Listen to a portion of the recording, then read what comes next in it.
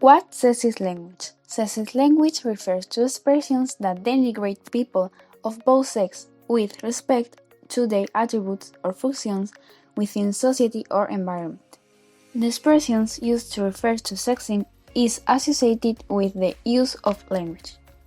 Characteristics of sexist language. Sexist language are features related to cultural prejudices related to sexual identity, frequently associated with machismo. What are stereotypes online? The stereotypes online are the personality that a person adopts on social network. It can be anyone that the person wants. They are made up of ideas, prejudices, attitudes, beliefs, and preconceived opinions imposed by the social and cultural environment, which apply in a general way to all people belonging to a category, nationality, ethnicity, age, sex, sexual orientation, geographic origin, etc.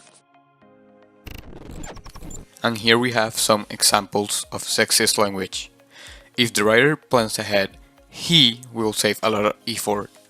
As someone grows older, he grows more reflective. The student did it, and he was glad. The philosopher used his reason to guide him. There are more than one type of stereotypes. For example, stereotypes of age, the gender, or the country. I'm going to tell you 4 examples of stereotypes of countries that we can see.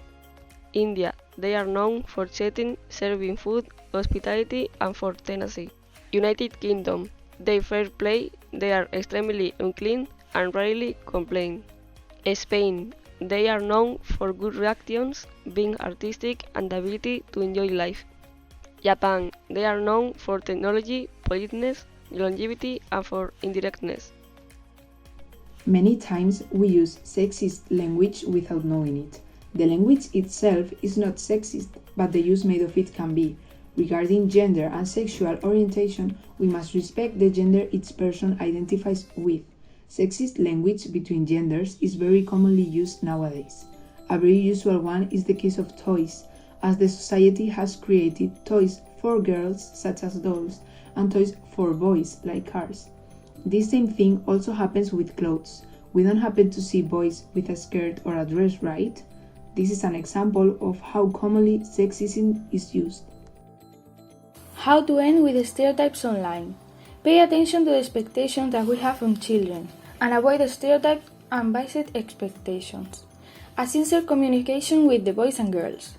It's important to explain that established beliefs and what is for girls and what is for boys are unfounded.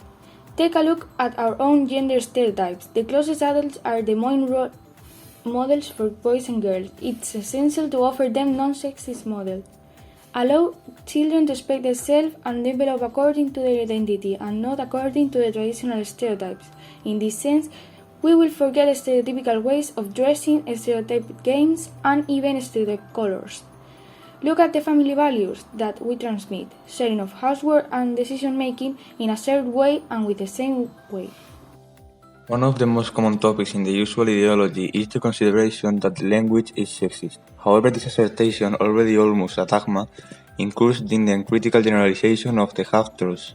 Applied to the language itself is an accusation as inconscience and calling a glass poisonous because it has been the recipient of a poison. But that sexism is not a property of the language, it's the use of it. It's not a characteristic of the language, it's a value that is accurate because of the intention of the user.